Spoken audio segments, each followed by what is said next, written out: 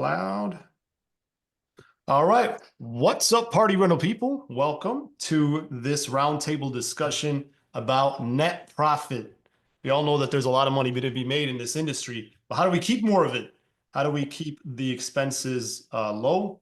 And specifically, the biggest expense, drum roll, please. Who knows what the biggest expense is in any business? Pretty obvious. Payroll.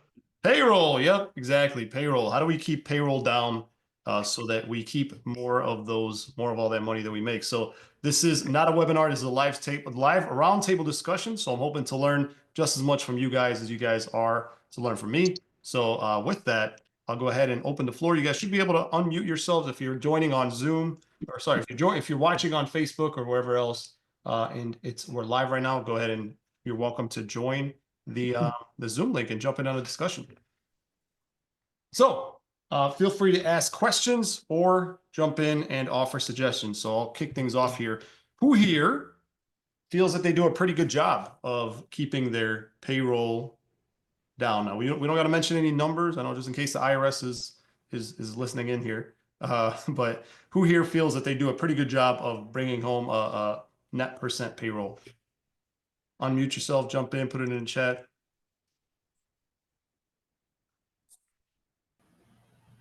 I seem to be stuck on like 32 to 33% is what my payroll is usually costing. So right now, what I'm doing, or what I've been doing in the past, was for cleanings, I pay them 1 hour for cleanings. But then for water units, anything that came in wet, I would pay them for 2 hours. So whether they get it done in 5 hours or whether they get it done in an hour and a half, they're still getting a 2 hour pay for that water unit. It works out great because I don't have to babysit anybody anymore. So I have guys that come in here and they work 5 hours and they clean the modulars, and they get, within 5 hours, they're getting about maybe 8 of them done. So they knock them out really fast. So they're making more per hour there. This year, what I'm going to do is I'm going to try doing hourly to see how that works. I don't know how anybody else is paying them for cleaning. It's just, I like to, by paying them per hour for each unit, because I didn't have to babysit. All they would do is just text me the units that they would clean, and then I would log everything in. So I would sit in my office not worrying about anything. And then that way, if a unit ever went out and it was dirty, I knew who cleaned it because they text me the unit. So you don't ever have to worry about them just half-assing it because they want to finish faster? Right. Because I mean, if a customer ever complained or one of my delivery crew dropped the unit off and said it was dirty, they just told me the name of the unit. I would look to see who cleaned it, and then I knew who it was, and then I can have a one-on-one with them. So it was great by me not having to micromanage my team. But the only downfall is I'm paying more because, again, the guy's here for 5 hours. He's cleaning 8 units, and he's doing really good at cleaning. Your plan's backfiring. So I was paying for not babysitting anybody. So now I'm going to try different just to see if I can get that 32% down and see what happens. And how many inflatables do you have, Steve? 80. How many? 80. 80? Yeah. Holy moly. All right. King Steve, everybody. No, it's tough to be out there with them, watching them and babysitting them. It's too hard. So, but now that I'm doing this, I'm going out there and every once in a while just taking a look at the units and just, like I spot check everybody so they know that I'm showing up. But again, now I get 8 units clean, and one of my guys works 5 hours and he's cleaning 8 units. So how many inflatables are going out? So if you have 80 inflatables, about how many deliveries are you doing per weekend, or how many inflatables? Right now, like the weekend coming up right now, I think I have like I want to say 16 maybe for this weekend. Did you say 80? So you have 80 inflatables, but only 16 are going out. Only 16 are going out for this weekend, right? Where are you based out of? Valparaiso, Indiana. Indiana. Okay. So the weather plays a factor. Yeah. So it's just, I mean, I've had people, like last weekend we had quite a bit of cancellations, but for this weekend it's somewhat decent. So, and like I said, I'm getting calls nonstop. So today I got 2 more calls, but that number should go up for the weekend at least. Got it. So I guess let's go to what is a good number. What do you guys think is a good payroll number? So I heard 30%. Does anybody else know their numbers? I know most of us aren't really familiar with that, but what percent of your gross revenue are you paying in payroll approximately? So I don't know my numbers right off, but what I do is in between drops, I have my guys cleaning them. And what I do is I have one of my family members there sitting watching, even if it's my 12-year-old. I've got two 12-year-old twins, and I'll have them sit there and make sure they're clean, because if they're not clean, my 12-year-olds will come running in and telling me, hey, they didn't do it right. They didn't do it right. And that's my cheap labor. I pay them in gummy bears, as they say. You paying them to snitch, huh? Yeah, I pay them to snitch, and my guys don't like it, but at the same time, I know my stuff's going out right, so I don't run into the same problem he did. 'Cause I had that problem several years ago. Okay. How many inflatables do you have, Sean? Over 100. Over 100. Wow, we got some big dogs in here today. I love it. Where are you based out of? San Angelo, Texas.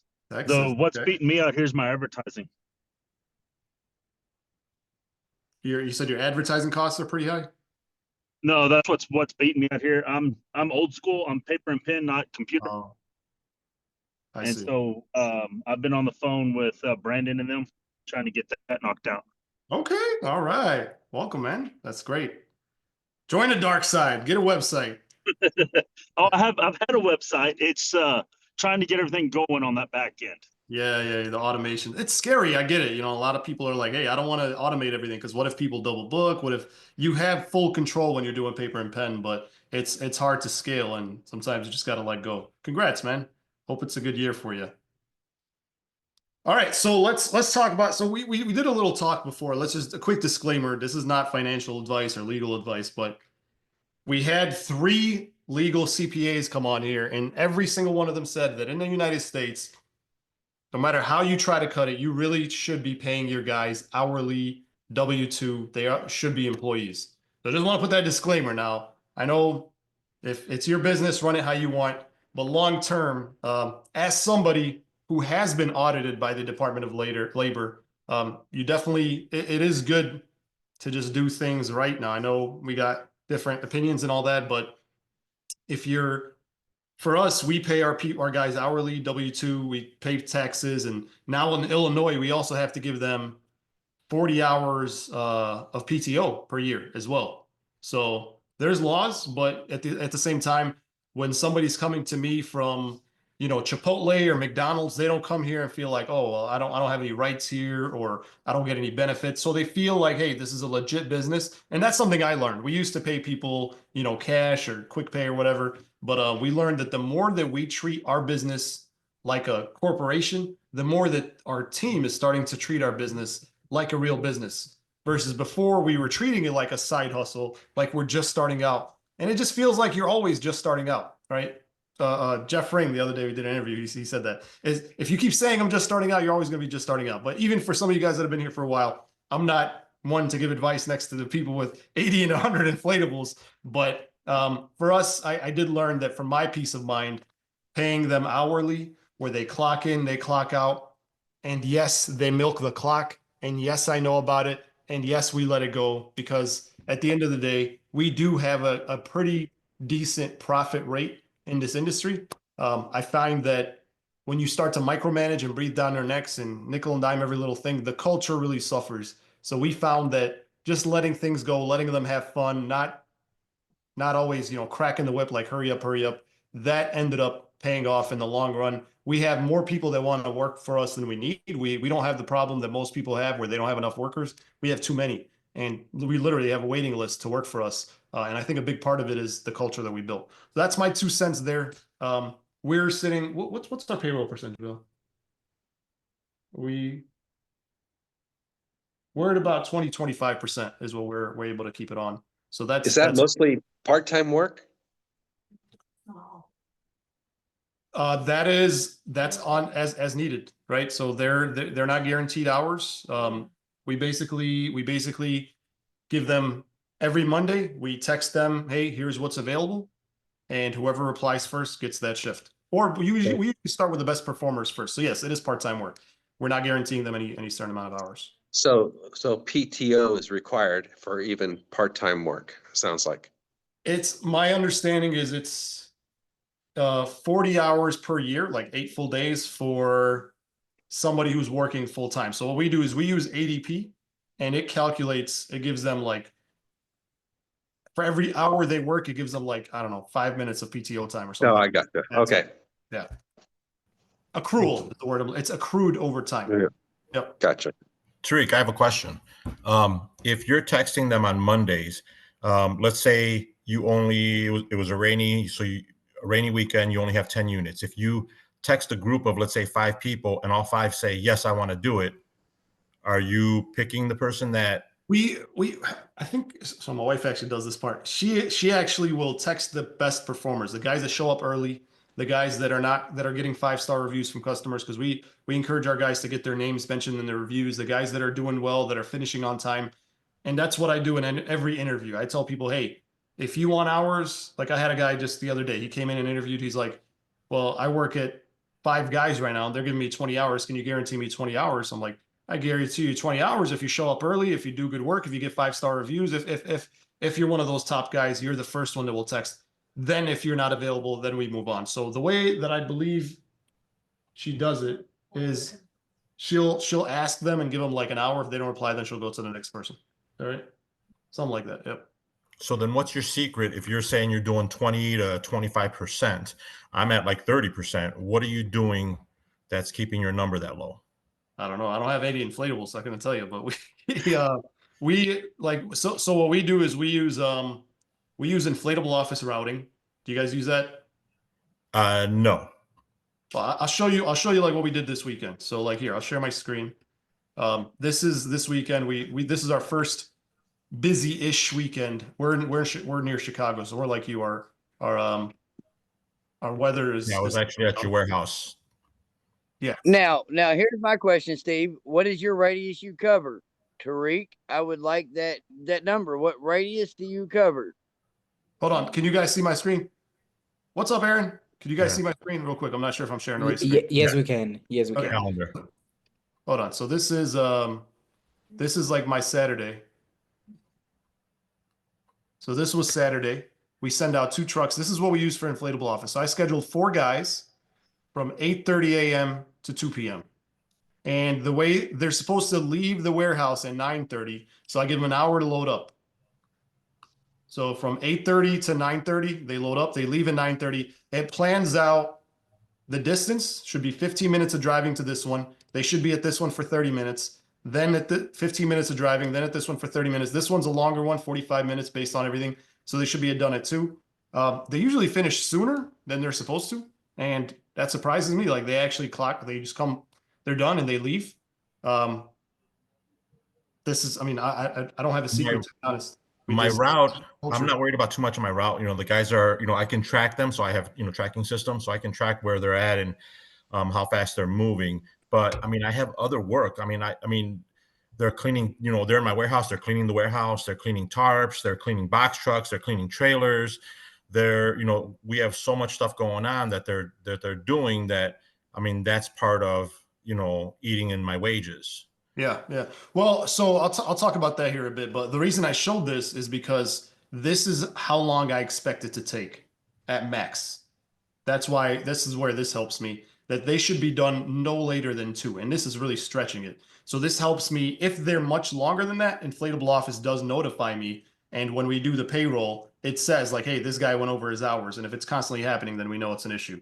As far as cleaning and stuff, we do everything on site for the most part, unless it's wet or drenched or dirty. There's the difference then. Okay. Yeah, we do so it on we site. don't clean anything on site. All our cleaning is done here at the warehouse. So there's That is no cleaning insane. on site. There's no way. There's no way. Because it's insane. I don't know how you could.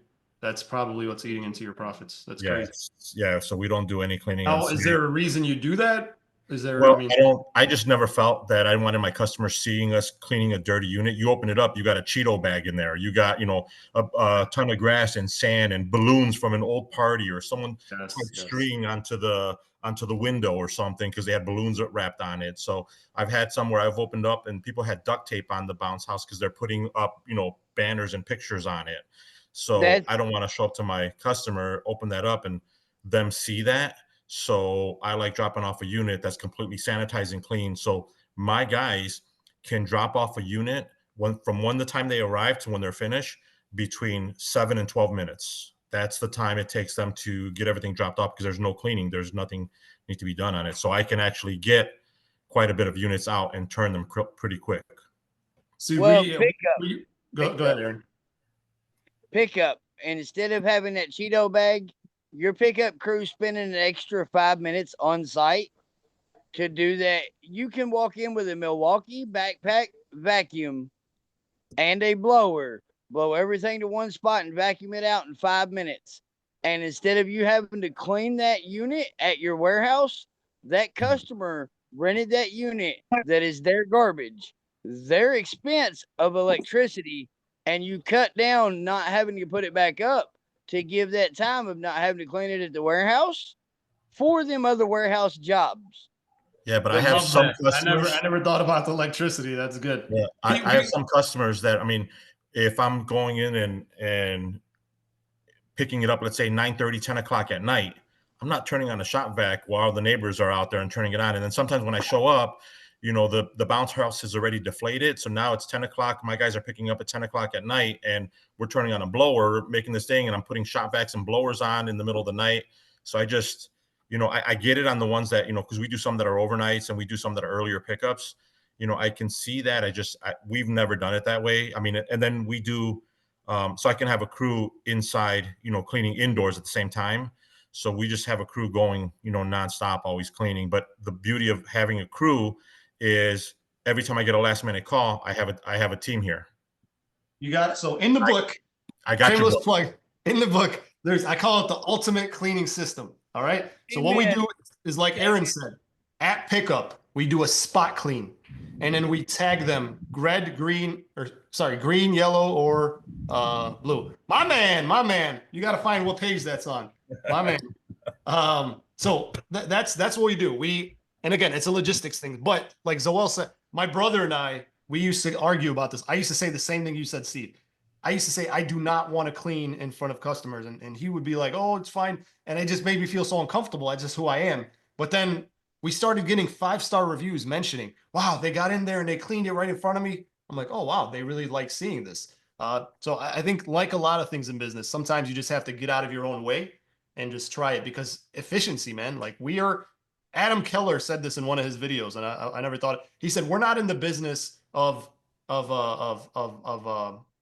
renting out inflatables or renting out party. We're in the business of efficiency, because that will eat into your profits. You have to find ways. There's a lot of cool things in this industry. Like somebody today was just talking about the rolling straps and all that. We've tried a lot of those things. It just makes it longer. Like I still have it in my warehouse, a balloon thing that helps you push the thing into your truck. I love all those gadgets, but it just makes it longer. We're all about efficiency, which is why you guys think I'm crazy, I don't have a single inflatable taller than 15 feet. Not one. My tallest water slide is 15 feet. You know why? I never have to send more than 2 guys. Never. And if somebody wants a bigger slide, fine, go to my competitor. I want a net profit. I'm not about just gross sales. So I think sometimes you have to also think about it that way as well. That's just my way of doing things. 350 pounds is the most I go. That's the absolute biggest. Oh. I won't go anything bigger than that. So when I'm buying something, that's the first thing I look at is what's the weight limit. And 350 is pushing it for me, because that's a lot. Yeah. But yeah, so I don't know if anybody else wants to share kind of what they do, but we do that. We spot clean. We mark it green if it's clean. If it's muddy, then that's the only time we clean it in front of the warehouse, and if it's muddy or wet or whatever. But other than that, and then they come in dirty. Yeah. So that's work for us. Because if you've got your guys on pickup are able to go into it and pick out that Cheeto bag or that big stuff, and that customer, if you're there where you're limiting and you're saying in 10 to 12 minutes, you're able to have a drop off done.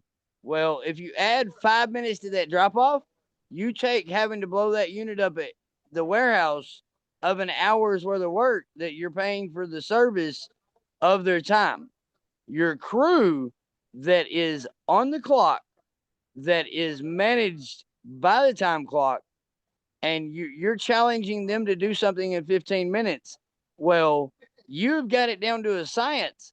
Well, you don't deal with, what is your radius, Steve? You're muted, Steve. We do about 15 miles, Aaron. I know you asked earlier. What about you, Steve? You're muted still. I'll unmute you. I think you should be able to unmute yourself. Yeah, I was muted. Yeah, I would say my max is 25, and it's if it's a big customer. That's about the farthest. That's it's got to be a big customer for me to hit 25. But on average, usually 20 is pushing it for me. Well, the every mile you go out is another 5 minutes because it's 2 miles. They have to go to the drop off before they get back to somebody else. On each trip, you have to double that because it's pickup and drop off. Yeah, I'm not with that. I'm not really worried about because so I have vehicles. One takes off north, one takes off south, east and west. And when they're out that way, if I'm dropping something off, the next delivery from wherever they're at is probably 5 minutes, 6 minutes away. So it's not like I'm driving, 30 minutes to get somewhere. No, I drove 5 minutes to get somewhere, then another 5 minutes to get somewhere, and they just keep moving their way out. So uh, that's how I build the route. So it's not like that we're dropping one off 30 minutes away and then coming back to the warehouse. They have a full truck. Hey guys, Well, there's one thing that y'all haven't really considered when y'all are doing the math here. Y'all are comparing a ratio. So a percentage is a ratio between two numbers. So you have to take how much you're actually charging divided by the percentage rate. So for somebody that's charging $300 or sorry, $400, a 30% of that would be the same thing as a 30% of somebody charging or 25% of I got that backwards. Somebody getting a 25% return on a $400 charge is going to be the same as someone getting a 30% return on a $480 charge. It's going to be easier that way because you're looking at what you're charging versus how much you're actually spending. It's not a solid number, it's a ratio that you're looking at. So if Tariq is charging more, that may be why his percentages are actually lower. We look at, so what and maybe, Steve can speak, but we look at overall how much money we made that weekend versus how much we spent on payroll. So not each individual stop. Because like Steve said, you could, one guy you might drive Right, 5 minutes to, another guy you might drive 5 minutes to. If your average ticket price is higher than Steve's, though, that gives you more room for that percentage for what your return is for labor. You may be spending the same thing, but because you're getting more on average ticket prices, your labor is going to be less as far as percentage wise goes. Obviously, yeah. Obviously, it's Yeah. percentage. One thing that helps us, and I can't prove this, but I think like our office team does a really good job training our customers. We call every customer on Thursday. We call everybody for the following weekend. So we call every customer like 10 days before, and we go through a step-by-step thing to ask them, please keep our units clean. Please treat our units how you'd want to be treated. We go through not the day before when they're not paying attention. We call them like a week before. And our units are mostly like, for the most part, and it could vary from area to area, right? Like, so, I mean, some customers, like my kids are wild. My kids would destroy a bounce house. That's why I'd never rent one. But some people are, everything's different. But I think also talking to your customers, presenting yourself as a professional company, mentioning that there is a cleaning fee if it is destroyed, people will take that more seriously, even though we usually don't charge it. We'll just clean it. But it rarely happens that it's usually not an issue. So I think it kind of goes back to paying our guys like a legit company, talking to our customers like a legit company. They get a contract from us like a legit company. They feel like they're going to treat you how they would treat, renting a truck from Penske. When I rent a truck from Penske, man, I'm so careful to return it clean and stuff because they got all that text on it. Like, we're going to charge you. We're going to charge you. We're going to charge you. I'm like, damn, let me take pictures. Let me make sure that they can't charge me for anything because I respect them because they're a corporation. But if I was renting it from Uncle Bob, I'd probably, take it back and be like, hey, man, here's $5, clean it yourself. Right. So it's how you present yourself too. Well, as well, Tariq, average ticket and the increase of talk about the average ticket is driving 5 miles in between each delivery or 5 minutes. Well, that 5 minutes and the time, like you allot double the amount of time for your crew on site that he does. Mm-hmm. Steve is That's allowing true. 15 minutes where you allow 30 minutes and they're getting done faster. Yep. Your expense becomes when how hard you push your people. Yep. Let me show you guys something. As a matter of fact, I'm glad you mentioned that. I'm going to share my screen here. This is something that I'm not consistent with, but I should be. I have them text me pictures of like the inside, because we do have those issues sometimes. I'm not going to lie to you. But like, look, if I share my screen here, and when we do, we just talk to the customer, and they're usually, you guys should be able to see my screen. You guys see my phone? Yep. Yeah, so like this is from last weekend. So right here, bam. So this is on setup. They clean it and they send me the inside. You know that if I'm expecting a picture, they're gonna make sure they do a good job. And if it is delivered dirty and whatever, hey, one guy will go distract the customer and talk to them and just be like, hey, let me go show me around the yard while the other guy, cleans up the balloons or whatever. It's not the end of the world. I think honestly, you project the anxiety back onto the customer as well. If you're so worried, then they're gonna be pissed off. But if you're like, oh man, kids will be kids. Look what these dang kids did. One time we delivered a destroyed, like a really dirty unit, and I was so embarrassed. And I was like, ma'am, I'm so sorry. It looks like we delivered a unit that wasn't clean. It was supposed to be clean. There was a mix-up in the warehouse. Don't worry, I'm getting it switched out for you right now. No problem. It's 5-star review. She left a 5-star review because you took care of them. they often do. Yep. So it's the confidence as well. Tariq, not to sidewalk this conversation, but I am curious, how do you store all of those photos? Man, I wish I knew. We don't have a great way for it, but we do have a Google Drive. Well, now you're gonna make me show you. I have we have a Google Drive folder. Okay, well, Tariq, you're talking about inflatable office, right? Inflatable Office does have an option to do that, but I love Inflatable Office, but I don't love that feature. I think it still needs some work. Can you guys see my screen? Well, if you've got that tool and it's in a customer account and all the pictures of that event go back to, that's something I love about BCN. They do have it. It's just, see, like this, all of my guys have access to this Google Drive folder. When we hire them, we put it in here. I got all my tent photos here, right? Like these are just some tent photos that we take. I organize, like their job is just to throw it in here, and then me or Zoel will go in and we'll organize, we're supposed to organize them. So we got like games here, like we'll start to categorize them. Like this, we did a good job towards the end of off season. All my axe throw photos so I could use them for promotions and stuff. But this is where they're all supposed to go. To sidetrack, as Lane said, have you got the tent manual lifting tool? We do. Yep, we use it this weekend. Okay. It's just a game changer. It takes the ladder out of the equation. Yes, for pickups, it was great. Yeah. If you do high peak tents and don't have it, Tent Table just put it on their website. I think it's $149. Dang, I paid like $400 for mine from Canada. Well, we paid like $60 from China and showed it to Mark, and he's gonna make an American-made version because they're building them in their warehouse. That's what's up. Those are great. Tariq, as you know, I give my knowledge to the manufacturers to fix it. They got to start paying you more, man. What? They got to start paying you more. Oh no, I want to make all of our jobs easier. My man, you're a good dude. Money don't make the world more, because I can't take it with me. You know, one thing I ain't never seen is a hearse with a U-Haul and a banker behind it, bringing the money and our objects behind us. I've actually seen a hearse with a U-Haul. We used to have a wine company that's how they delivered.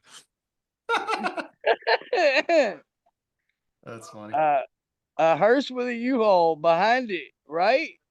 Yep. Nope. That's how they delivered their wine. They had boxes of wine in the hearse and in the U-Haul. That's funny. Now, Lane, that's a picture that would go viral.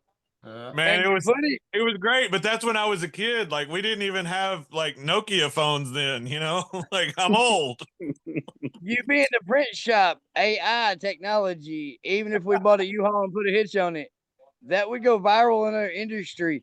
I'm going to pull up with my mats and a hearse, pulling a U-Haul trailer with a bounce house. They're Yeah, gonna but then die it's- one day. you lose the authenticity of it. Let me Wait. show you guys real quick this this one more thing. And again, this is one of those things that it happened over time. Now one of the things that really reduced our busiest year when we made the most money, my wife and I looked at the numbers and we were broke. Like our payroll was like 45%.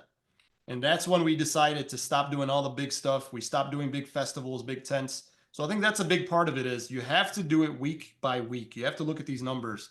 And I'll just show you like like we literally did it in a spreadsheet. We still do it in a spreadsheet. We use a software, but we also just use a spreadsheet. And it's as simple as every weekend, you just go, how much money did we make? Let's say, $5,000 this weekend for deliveries from this weekend, not sales.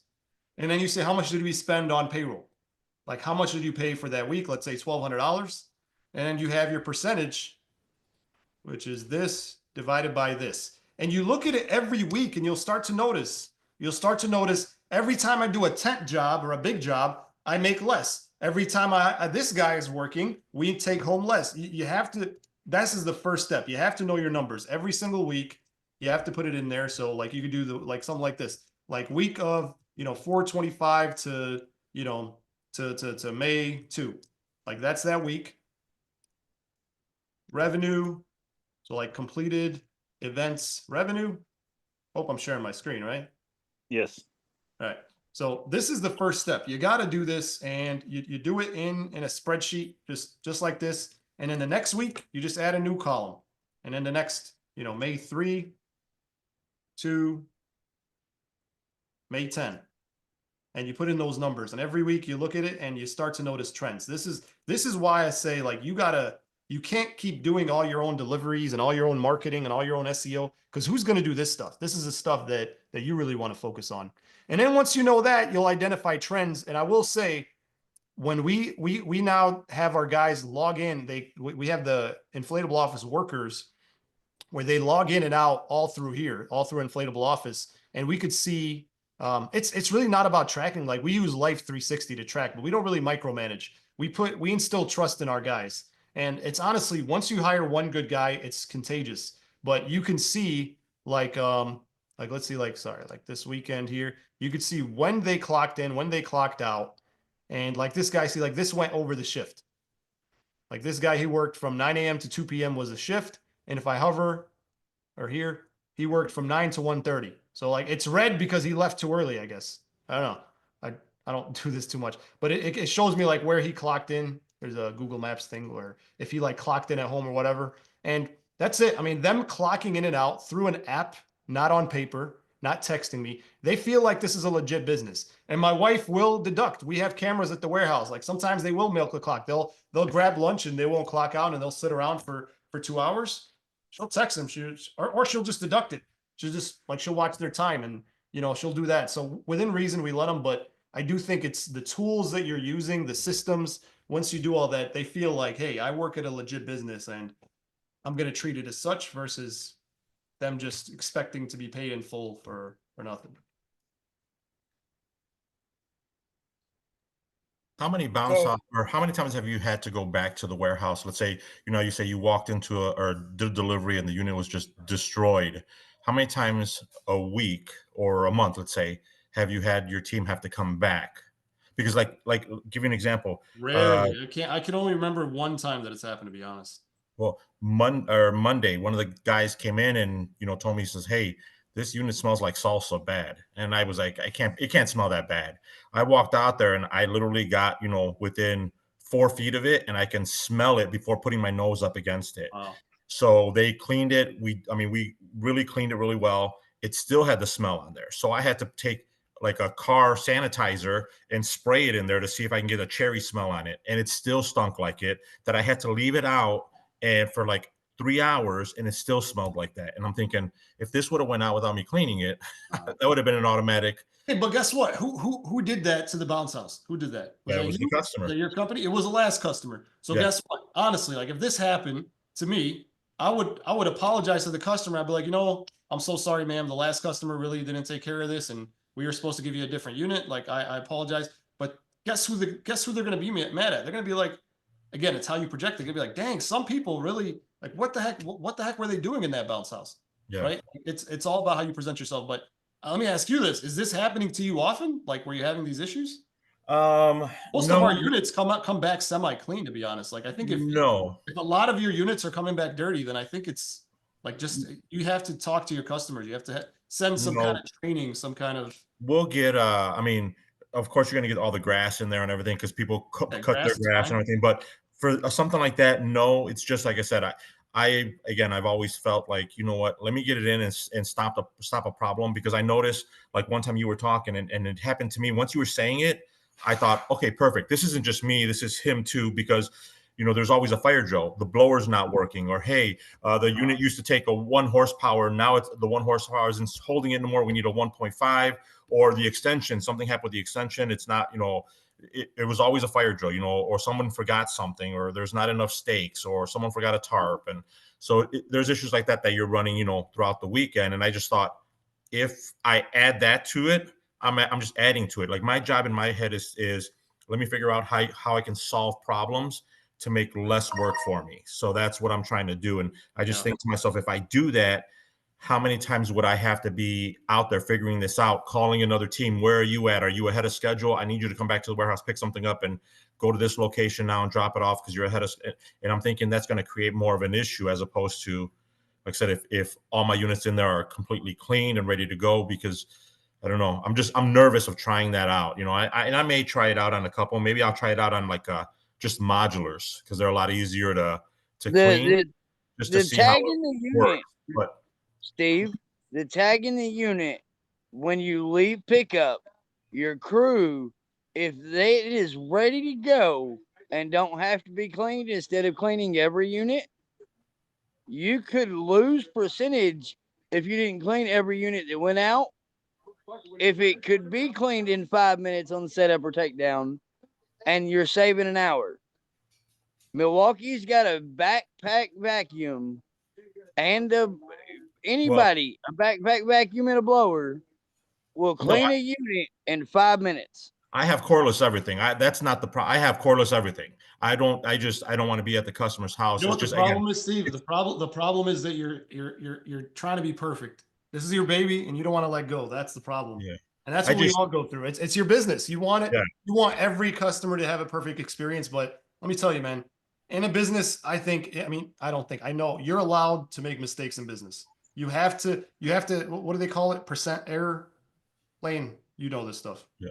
Percent. There's an error percent, whatever you call it. There's got to be 80 inflatables, man. You are allowed to have 1 or 2 have issues. That's okay. So I've gotten calls every single year, at least 10 every single year, where a customer calls me up, and they used to be an old customer, and they call me up and they say, hey, I ended up going with another company because they're cheaper. They just dropped off a unit and that thing was completely dirty.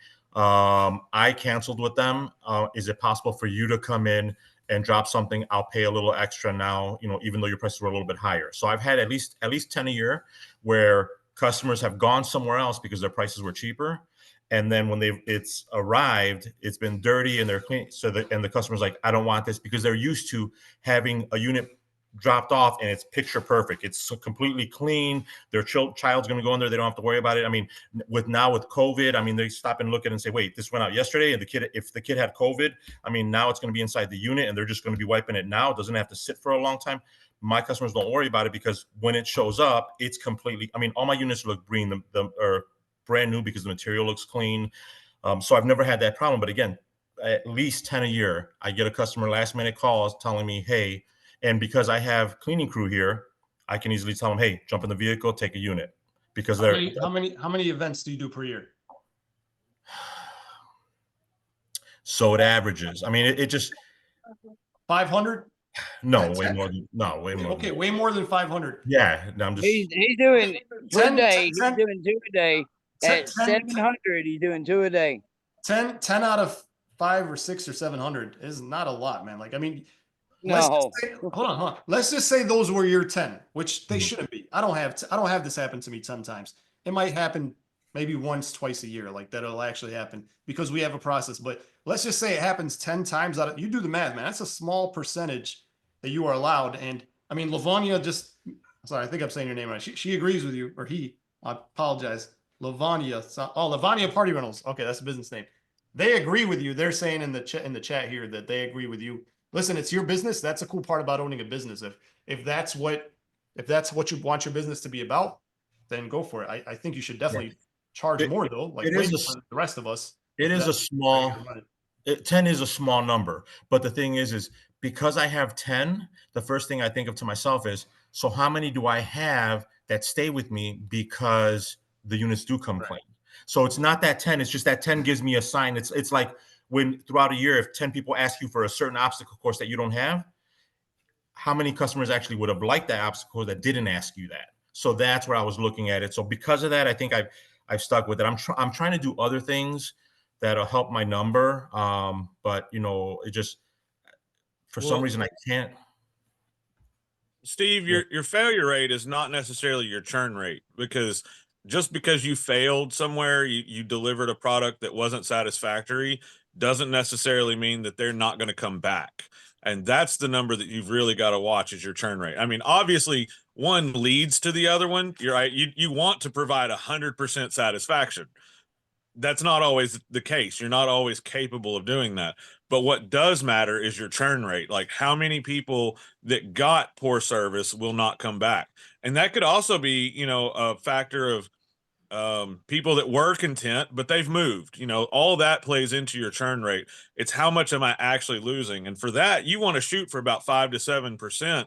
And if you're doing that many rentals and you're still only losing that much, even if you're losing every single one of them, you're still within that. You're under that. Yeah. You got to be comfortable. I mean, you got some fans here in the chat. Ralph says Team Steve as well. So there's more than one way to do things. That's one thing I love about this group and the Bounce House Bosses group and this people that join here. There's more. I'm not here to tell you. I know a lot of people in the Facebook groups. They're my way or the heart. No tarp. I'm not here to tell you that. This is how I do things. Everybody else, definitely feel free to chime in. Some of you guys have agreed. We're learning from each other here. Steve, hopefully you picked up some nuggets today that maybe you could try out. If not, and this is what you're comfortable with, this is your legacy, man. And if this is what you want your legacy to be about, there's more than one way to do things, and you will be the company that's always clean, and that's great. But I do think that you gotta. It's okay to it's great to shoot for 100%, but it's also okay to land at 95. I think you got to give yourself that, because I get the Amazon delivers the wrong stuff to my house, and they're Amazon. Like, I still, it happens. We understand anything that's done indoors, they clean on site. Those like anything with a hall or all that stuff like that. In schools, they clean those on site, and we don't ever have to worry about them. But it's again it's hard for me not to do that. That's why I guess I've been trying to do other things to save on cost. But how many 5-star reviews do you have, Steve? 50-ish, because we never look for 56, 57, but so, we don't ever try like you. Because now I'm feeling like the bad guy, because everybody in the comments is saying Team Steve. Zippy says, you are an amazing guy. My hat goes off to you. You are amazing. So don't change anything. But let me tell you, I clean on site unless it's wet or dirty when we check it, right? So when we pick it up, we do spot clean, and I have 900 5-star reviews. We just hit like 903 today. So yeah, and I remember. Okay. So all this to say that for those of you guys trying to make me feel like the bad guy here in the comment, just because we clean up doesn't mean my stuff's dirty. All right, we still deliver good service, but we do it in a way where I can still make the money that I need to make, where we can still work efficiently. So, yes. so that's the thing, Steve. Your concern is your customers being happy. Yeah. You can still have happy customers and do it a different way. So. Yeah, we've never tried. One thing I learned from you when we went to your class is you were talking about like the Google reviews and how many you had. We never tried that. I've never pushed customers for reviews. I never pushed my guys to get reviews. I never did anything like that. And I thought to myself, after you were talking about this, I thought to myself, if I have the business that I have right now, and I never pushed Google review ever in my life. So if I have 56, 57, it's because 56, 57 jumped on their own and went on there. I've never mentioned the word Google to them. I've never done any of that stuff. And I thought, if I was to do that, how much more business could I possibly get if I can get the type of business I'm getting now with only having, again, 56, 57 reviews or something like that.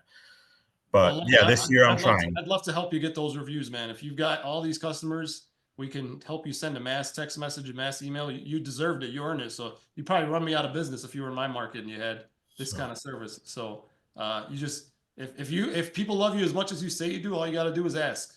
Just say, hey, Yeah. this is Steve. I'd love to get some more Google reviews. Can you help me out? Make it personal, and you'd be surprised. I think it's just, again, the price that I'm paying is I'm at like between 30 to 32% and What are you paying your guys per hour? Or you're doing it just depends. Some of them are 21 an hour, a couple are 17, 18. It just depends. I have guys starting at 15 is where I usually start, at $15 an hour. And then if it works out well and they do well, right away they get $1 raise. If they do, within 3 months, I give them $1 raise. If they're on time and all their units are cleaned, and then I move them into deliveries. But they start off usually with cleanings. So it depends. But the other thing I was doing, because I said I'm trying to figure out a way to drop that thing, I ended up doing so now we do repairs. So now I have all the local companies coming in and doing repairs. It's extremely costly. You're that guy. Yeah, well, it's costly because I bought three rolls of material, just 3 rolls alone, and it was $1,800 just for 3 colors. And I'm thinking to myself, in blue, there's probably like 12 to 15 blues out there. So it's been extremely costly right now to purchase all the rolls, to purchase all the straps and the Velcros and do all that stuff. But I figure once I get everything in there, that's going to offset some of that cost for me. I think, Steve, I think chapter one, why are you doing this? I think you have to get clear on your goals. What is it that you want out of this business? And that's gonna, because it sounds like you're doing a lot of different things, and that's great if that's what but why? Why are you doing this? What's your end goal? And if you're achieving your goal, then don't change anything. Like, so what if it's 30% or 40? Who cares? If you're happy with your business and you're happy with the income you're generating, but you have to be clear. What is your goal? Is your goal to make X amount of money? Is your goal to pass it to your kids? My goal is to pass it to my kids, retire. They're going to cut me a check. So my one son operates the repair part of the business. The other son is learning the bounce house part of the business now. And then the other son runs my my deliveries and my routes and stuff. So he works with the team. So what do your kids think about all this? What do they think? They want it. They 100% want it. So, but they're going to end up doing it all part-time. So if they do it part-time, because they all have, they're all in college and they're going to get, they're going on their career path. So if they all sat down and talked about it, they said, if we can do all 3 of us together, we can run it. Because now I told them, if I was able to do everything on my own, you guys can, easily be able to do it with the 3 of you guys. And then they get the company. Sounds like your kids should be here, not you. Yeah, they're still learning. Still learning. They got to come on back here. They got to come and learn and join these roundtables and stuff. Yeah. But that's really cool that you got your kids are willing. Sounds like you've done a great job with them and you've got the systems in place, and most kids don't want nothing to do with what their parents are doing. So kudos to you, man, for putting that together. I think that says a lot about you. Yeah.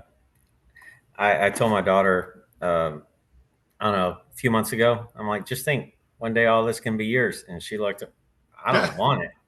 So I'm like, okay, I guess not. Hey, Steve, real quick for you, bud. I do the same thing. I've run multiple businesses. I break, like you're doing the repair. That should be a second business. You should branch it different than your inflatables. It is. And then the other thing is, like you're talking about the smells, go get you some dryer cloths. Put it next to your blower. You can put it on there. The wind will still suck through it, and it will change the smell of the inside of your bounce house. I'll try that out. That's a real cheap thing. You can go to the dollar store. It's like $1.25 or something like that. You can get whatever scent you want, and you can put it on there. It's not going to affect your blower because you're putting it on the side. That'll help with some of your smells. And so every now and then we'll get one that's got a funky smell like that, and you just can't get rid of it unless it sits out in the sun for days and days. Well, you don't have time like that. You're just like me. You've got a lot of them. And so we can go get dryer cloths and put one on there, and then it'll smell like lavender or fresh sheets or whatever you want to call it. Do you fold it up and do it thin because it needs to suck air in there? If you're going to put that on there, that's a sheet. It's going to cover that hole, so you're going to have to fold it up and get it to a thin. Yes, sir. Just a little small path. Yes, sir. And then Okay. that'll help you get some of that smell going in there. And that, of course, that'll go through the entire inflatable then. And just Yeah, leave see, it there the entire time you're there. normally I was using cherry spray, like, for the car sense, Yes, sir. because it's really strong. So I would do it into the intake of the blower, and it would, but some of the units that, I've gotten before is just like that one that was smelling like salsa. It was so bad, and it didn't even affect it a little bit. And then the other thing I do to help myself out, we just started this last year or maybe the year before. If it's a water slide, you know how they get all muddy, they get nasty. We unhook the water before we deflate it, and we just rinse all the mud off of it. And then we still know we have to go back to the warehouse like you do, set them up and dry them out and clean them. But by taking that extra 1.5 to 2 minutes, we have a lot of clay in our mud out here. And if it gets on there and it stays on there too long, it stains it a little bit. And we have to scrub actually with towels and stuff, you know what I'm saying? And so we turn around, just use the water right there, and we just rinse it off real quick, get it quick down. And then that makes it easier on us when we get back to the warehouse, just to help a little bit. It's not like we're scrubbing them. We're just rinsing all the main stuff off to help us when we get back to the warehouse. That way, when they get done cleaning or they're running around doing whatever, we can set one up and they can get it cleaned, and it helps our cleaning guys out when they're at the warehouse. Something else that helps with smells. I mean, a smell has got to come from somewhere. Febreze is decent for like trapping that, but it doesn't eliminate it. But the thing that will work the best is if you can find a cleaner that will actually break the thing down into its base components. And the only one that I've found that does that is Ozium. And you get that stuff, it's like a chemical hospital grade cleaner. Like when you spray that stuff, you don't want to be in the room when you spray it because it will literally break that stuff down. But it's safe for materials.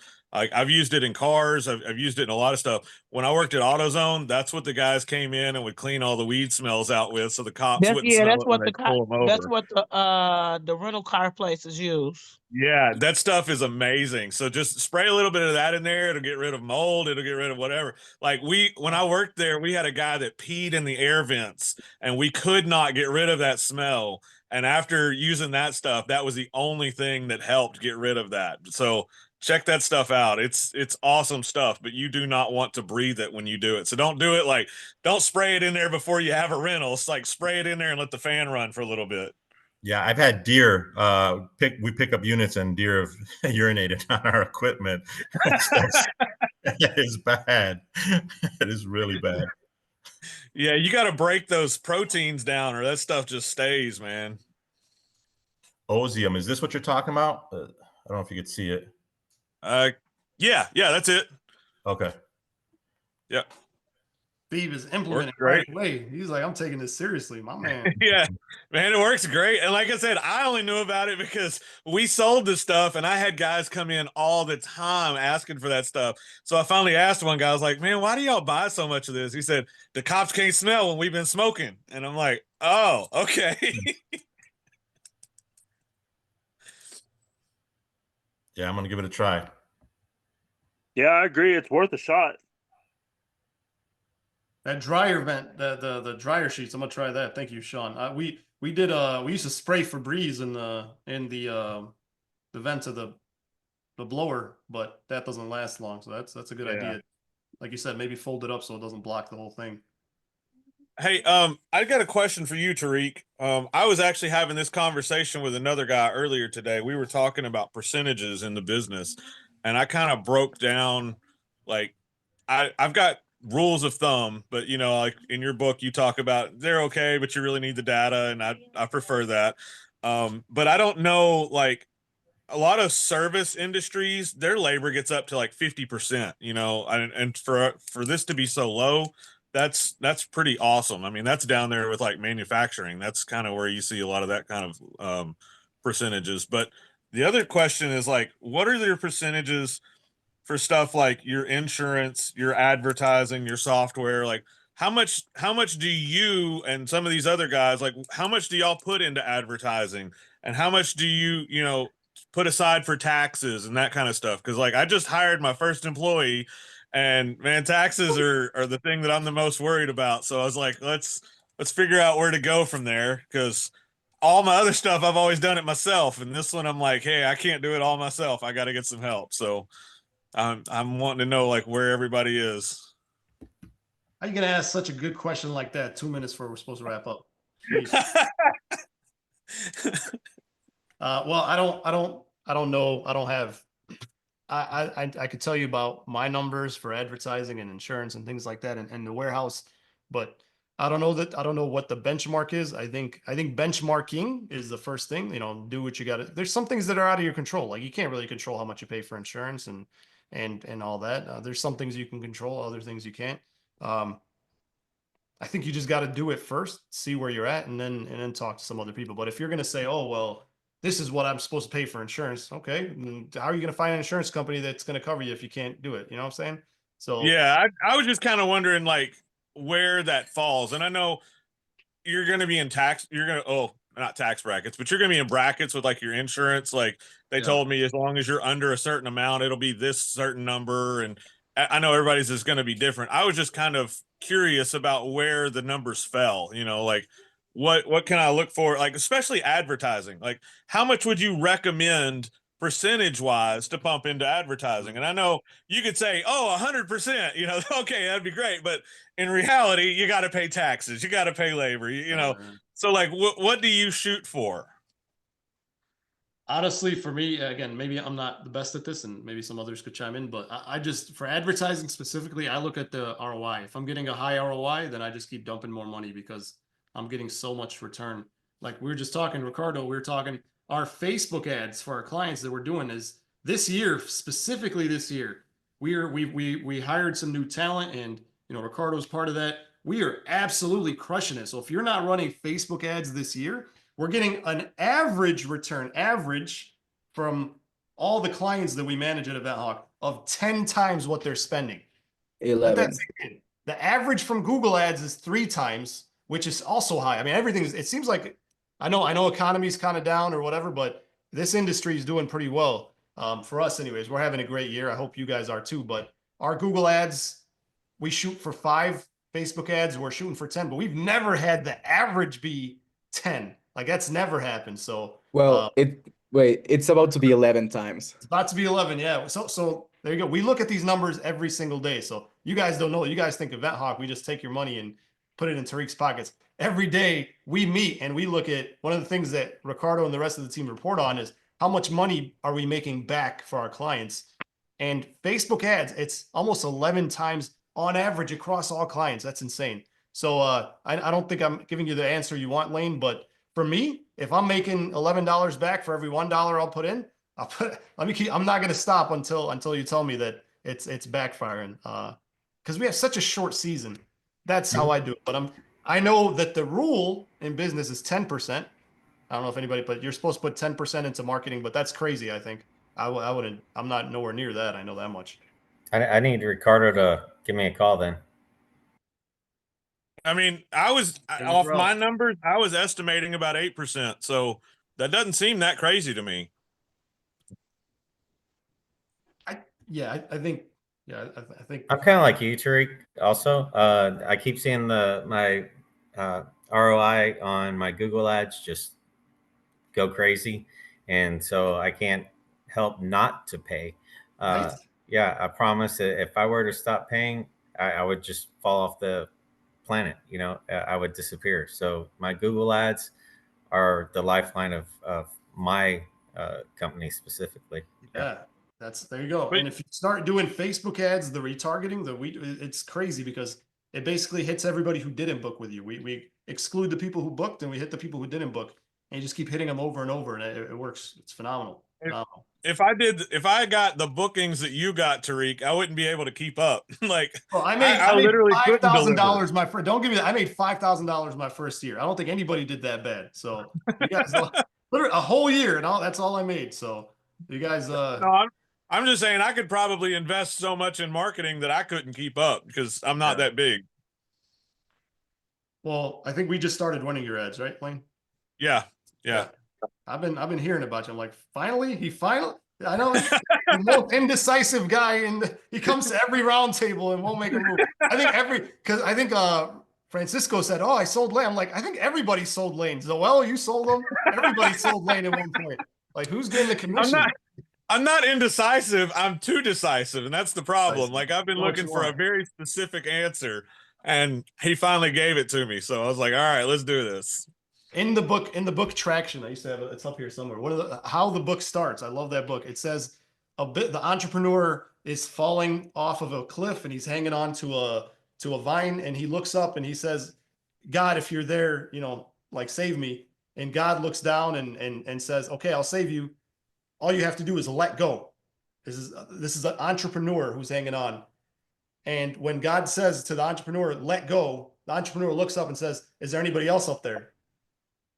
So we love control as business, but you have to let go. You have to let go and trust that you won't always get it right. Like we're talking to Steve and yourself, you have to let go. And I think we work so hard for our money and we work so hard to build this dream that it's hard to trust somebody else with it, whether it's Event Hawk as a marketing company or your delivery guys, but you have to, and you have to allow people to make mistakes and grow and learn. And I think it's, those people become super loyal because you've allowed them to grow, and they do very well for you. Lane, Hey, Tariq. Sorry, Tariq. How many units do you have, if you don't mind? Hey, we have about 50. 50. And what's your average number going out in a peak season, like say in a weekend? On a weekend, a busy weekend, we maybe go 30. We never go all 50. That's because I Good. bought a lot of the wrong units, which is why I tell you guys in the book, don't buy the wrong stuff. I bought a lot of the wrong stuff. And you are in Chicago? Chicago, yep. Cool. How about you? Oh, no, I am in Toronto. Toronto, okay. Yes. Good market? New market, yeah. Oh, new market, okay. How many do you have now? We have 300. 300 inflatables? Yes. You've been quiet this whole time? I just Doesn't joined. sound This like is my a new first market. time. I'm sorry? He said, doesn't sound like a new market. Oh my God. How long you guys been in It's not business? 17 years. Are you guys renting them or selling them? We're renting. I'm trying to find a hole here. What's your website? I mean, if you don't mind me asking. Yeah, Aero Inflatables. Aero Inflatables? Yeah, AERO. It's right there in my logo. Yeah, we have several units like duplicates. Yeah, Thank you some for of them there are gracing us. very good ones. We have like 6, 7 of them. Well, thank you for gracing us with your presence. I feel honored. This is Actually, I'm just trying the funnel, so that's why I got invited to this meeting. And yeah, it's such a great tool. Oh, okay. I see they have the And pop-up and on yeah, it. and we transitioned to get our website with you as well, with your company. So yeah, and we Yeah, I have see. IO as well. Yeah, lots of changes this year. I see that. So how long have you had the pop-up on your website from Event Hawk and all that? Yeah, it's still under construction. We're Under still construction, new okay. there. Yeah, I guess we just joined last Friday for the funnel and the website. We started in February. I guess took forever, to be honest. It's hard to change. I understand. Well, you're doing something right. Do you guys have a website before? Oh You guys yeah, do for sure. online Since bookings first or? day, So how do 17 you years ago. how do you do? So since we're talking about payroll, how do you guys do your cleanings? Are you like Steve, where you clean everything at the warehouse? Or I am like Steve, yes, for sure, because thing is that we don't have time to clean after each event or after each party, because usually we do the pickups on Sundays, and it's a long day for my staff to pick up everything and to clean all of them. No, there's no way. Yes, as Steve said, there are some of them, like indoors or so, that they are easy to clean, or if they are already up, right? But usually we have 1 or 2 days for cleaning, and then we also do retouch on site. And sometimes we don't get to clean all of them. Sometimes it's raining as well, and then we clean on site. But as Steve said, it is not that best idea to clean on site, especially if it's something, gross. But at the same time, sometimes the cleaning as well, the clients appreciate that. how many right? I'm so sorry. Before we go anywhere, did Who did we build your website? Yes. Wow, check this out, guys. Can you guys see this? Yeah, but we I want a customize. website like this. We customize. great. I have to be very honest. I hire 2 teams beside your company Oh, to okay. customize several things.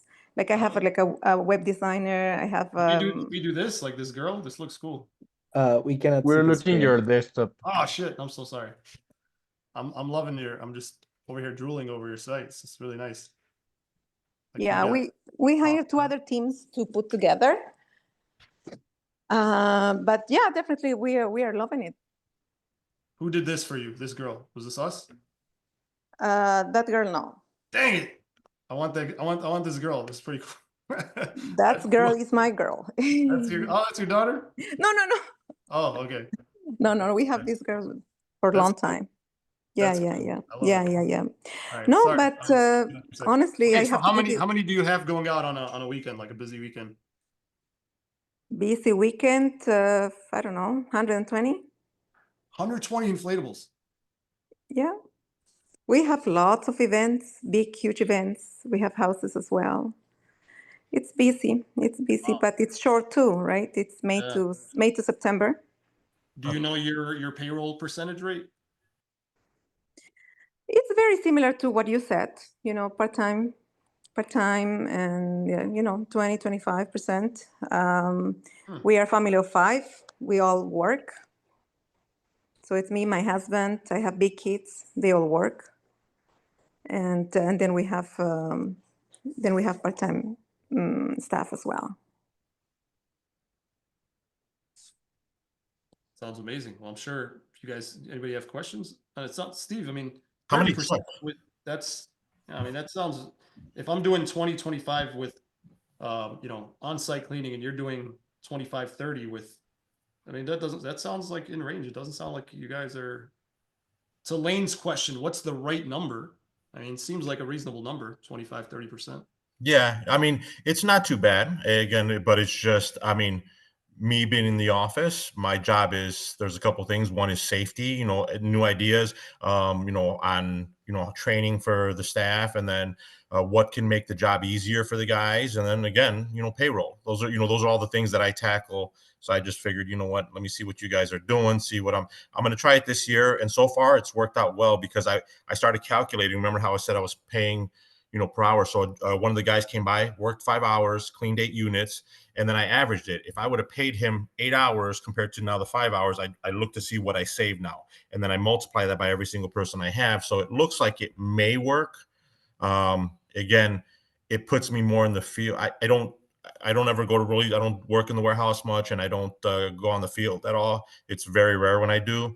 So the other way was better for me because I don't have to do anything. Like I'm trying to simplify my life a little bit easier. But if I'm going to tackle that payroll number, that's why I decided to do this and try it out. So I have to go out there and spot check every once in a while. And I don't do it all the time. It's just so they can see that I will come out every once in a while into the warehouse and look around, and they know that I am there. That 20, 25 to 30% going from a unit with 10 to one that has, 100, 150. The fact that that's so consistent really talks about how scalable this business model really is. Well said. Well said. For Aero Inflatables, how far do you travel? Sorry, I didn't catch your name. Yeah, my name is Favi, and we are in Toronto, and so like in the great area of Toronto, it's called GTA. We go. I know you guys do by miles. I don't do miles here. We do by kilometer. But in terms of hour, like we can drive as far as 1 hour, max. One way? Yes, one way. You must have you do backyard events, or you do All of them: backyard, communities, schools, churches. But you probably have a minimum order if you're going to travel an hour. You charge delivery fee? Yeah, we charge a delivery fee, 100%. Yes. Honestly, I don't do minimum, and the less expensive item that we have is $180. And if they want us to go, we go. But of course, I raise the delivery fees. But I am so surprised for all the things that you did as well. That funnel thing, it's amazing. The app, yeah. Today I was in a Zoom meeting with your staff, like the training staff. It's amazing. Honestly, you did a lot, and thank you so much for all the information that you're sharing, all your tips and everything. Honestly, it's amazing. It's like it's something worked for you. You are sharing. Honestly, I was discussing with my husband. It's very, very helpful. Everything, all the tips that you're giving, and thank you again. You're well. Thank you. Honestly, I mean, we should definitely be learning from you, and it's definitely flattering coming from you with having this kind of success. And we'd love to have you here more often, so we can. I'm sure everybody has a lot more questions. They're just shy to ask. It takes a little while to warm up. Yeah, and again, this is my first meeting here. And yeah, it was a big transition. I don't have to lie, to leave my other website and also the booking system. It was one that my husband did on Excel. And we did that for 16 years. 16 years. Wow. With an Excel booking system that worked perfectly. And I'm missing it. You are good. You're a great wife to. I tried to teach my wife Excel. She was about to leave me. So you're a good wife. She didn't want to learn it. Oh no. Excel is the best. I love Excel. I know. And I even suggest a couple of things to IO. I said, oh my gosh, I guess IO, they hate me because every day I was calling them and say, can you do this? It's exactly like Excel, and they don't want to. I'm with you. Well, I'll meet you in the back here. I'll give you your $20 for talking about Alex so much. I paid her to be here, guys. I'm kidding. You guys are gonna think I did. No, seriously. It said your name's Favi. Favi, yeah. F-A-V-Y. Yeah. Jeremy, he knows us very well. Jerome, I don't even know how to pronounce. Is it Jerome or Jerome? Jerome. Yeah. Oh my God, I guess he dreams with us as well.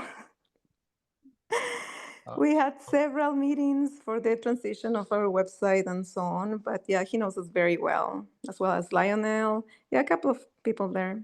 I'm glad to hear it. Well, Ben Hawk. Yeah, such a pleasure talking to you. A pleasure. I'm gonna take this opportunity to plug in Event Hawk. So if anybody's interested in getting their $300 inflatables rented out like Favi here, so you could schedule a meeting with us if you're not already working with Event Hawk. Why not? I mean, I don't know why you wouldn't be working with us, but I just put the link to schedule a meeting to go over some of our marketing services and meet Jerome and Lionel and Izzy and Ricardo and Jose and everybody else we got on our awesome team here. I know we've went over time, guys, but this has been really good. I've learned a lot. Thank you, guys. I'm definitely going to be doing a dryer sheet thing, Sean. And Steve, thank you for challenging us and dividing us. And I mean, you got Favi on your side, so I guess I'm chopped liver now. But no, this has been really good, Favi. We hope we get to have you on here more often. Anybody else with any final questions or comments? My pleasure. And if you ever need like a testimonial video or so, I'll be happy because again, I've been working with Jerome for the last 3 months. You're too sweet. You're too sweet. Yes. I think Jose is here. Did you win the National Bounce House Day thing? I was the third. You're the third winner. Okay, so I think we're gonna be talking because and is it your birthday today? It was yesterday. Happy birthday! They're sending the team is sending me all this information about you in the background. They're like, oh my God, I am very well known. You are well known. You are. And they hate me. I didn't. IO hated me too. That's actually why I started Event Hawk, because I kept sending IO recommendations for features to add, and eventually they got sick of me and they're like, you got to build your own software. So here we are. So maybe you'll be the next Event Hawk, Fabi. Maybe we don't know. I don't know. Excel, but then anyhow, if you ever need any videos, testimonial, or if any on the group wants honestly a true review about Event Hawk, I am here. Well, we're definitely going to take you up on that. We'll definitely be reaching out, and thank you again for coming on. My pleasure. Yeah. Thank you all for all your feedback. I wish you spoke up sooner. I would have gave you $40. But hey, Tariq. I got one last question before you go, man. Yes, sir. You were talking about what was taking me so long. I was trying to figure out how all of this would work with the systems that I have. And I think we've kind of got most of that figured out, but I do have one question, and maybe you could answer it here. Maybe it would help some other people because I'm running ERS.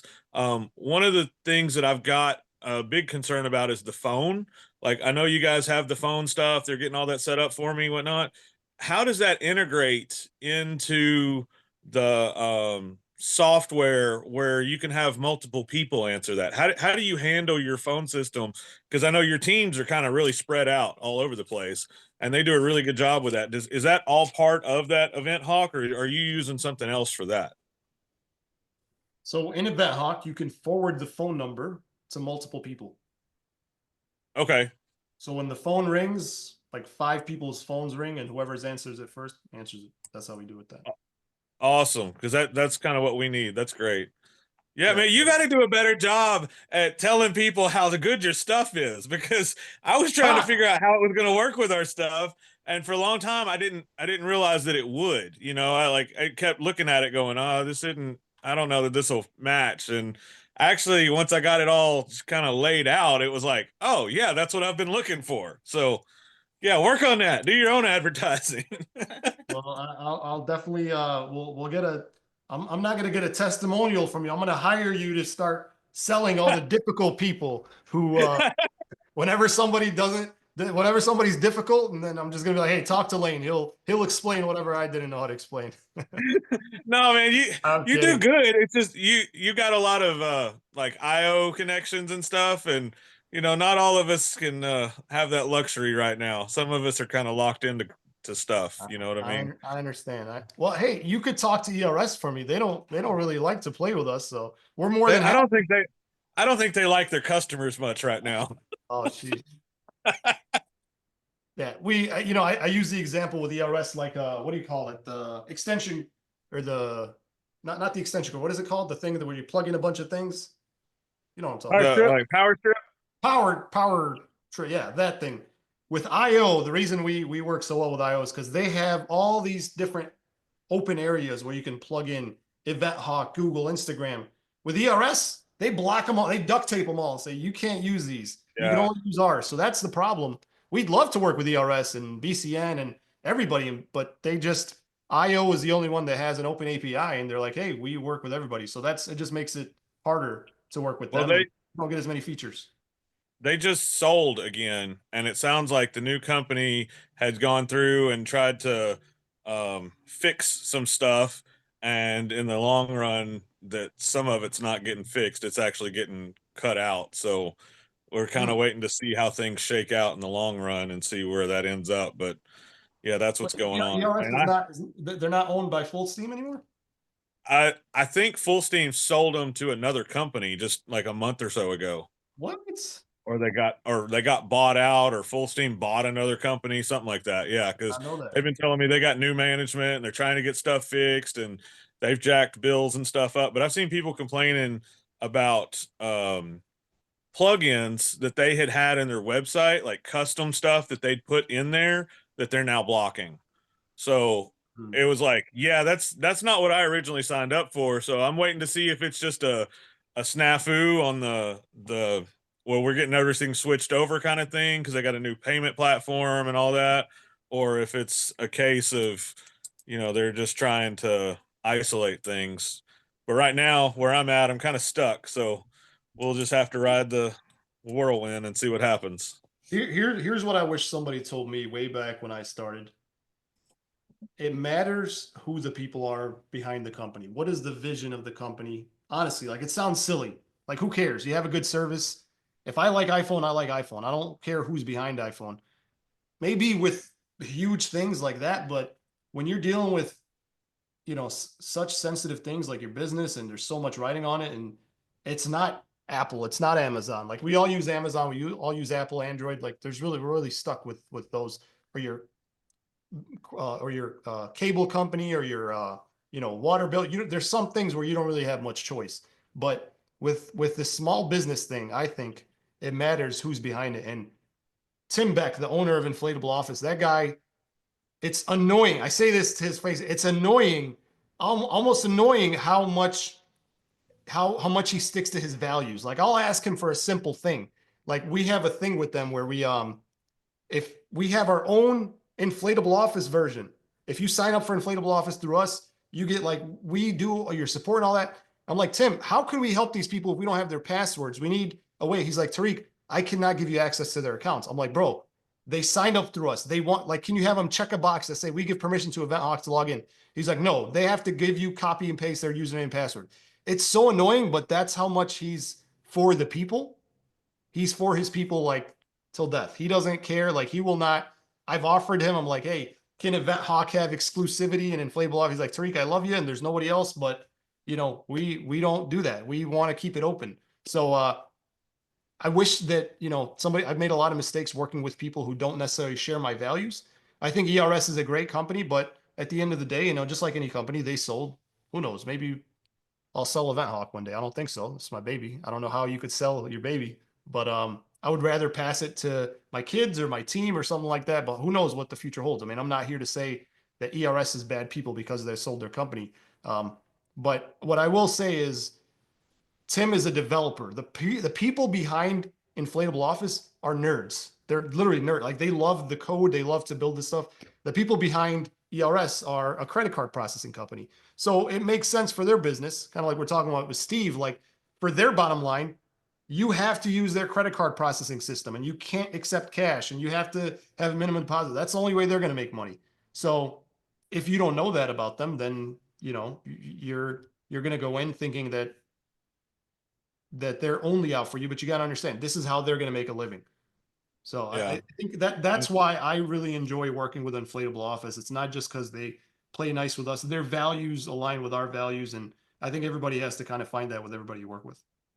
I looked around, and at the time they seemed to be what fit the best for what I needed. And I'm not bashing them by any means, but they had just sold prior to that. They told me that, and I was like, okay, well, the dust is settled, everything's good. And then I find out, they literally just sold again. So it's like, okay, now you're all going through that again. We're gonna have to see where we're at. But I'm locked into that. It's like I couldn't change if I wanted to because I've got so much tied up and so much invested in that right now. It's just it is what it is. But I enjoy it for what it is. I'm not bad mouthing them. I'm just saying, as far as knowing what you offer that works with that, maybe you ought to build a little package or something that says, hey, for these customers, we do this. For these customers, we can do all of this plus this, just the way it is. Well, When I first found you, I didn't even know what you did, man. I thought it was just a Facebook group. Wow. A marketing company that doesn't even know how to market itself. Shame. Y'all do great. I'll give you that. We'll do better. You hear that? I got Jose here. He's part of our marketing team, so he's taking notes. He's taking notes. Not trying to get you in trouble, man. No, it's good. This is good feedback, man. This is how we grow. It's good to know. Yes, absolutely. All right, everybody. Well, this has been really good. Thank you, everybody. Thank you, Lane. Thank you, Sean, Steve, everybody who participated. Favi, thank you, everybody who listened in as well. And I see a lot of familiar faces. We got Tom Oak. We got, oh, man, there he is. Michael Green. All you guys, thank you guys. And thank you for the team at EventHawk for jumping in as well. I think that's Zippy, of course. Can't forget about Zippy. Thank you, everybody. I'm going to name everybody. Marcus, Tyler, Josh. Don't nobody feel left out. Lewis. And of course, Adriano, best for last, my man Adriano. I don't think this man has missed. This man will not miss. He'll pick the roundtable over his own kid's birthday, I bet you, man. Thank you for always joining. Dude, awesome. I love you, Tariq. Thank you, man. Thank you for always joining. And Ricardo, Jose, Isabella, thank you guys for joining as well. You guys have a great rest of your night. Thank you. We'll see you guys on the next one. This was fun. I learned a lot. Have a great night, guys. Good night. Yes.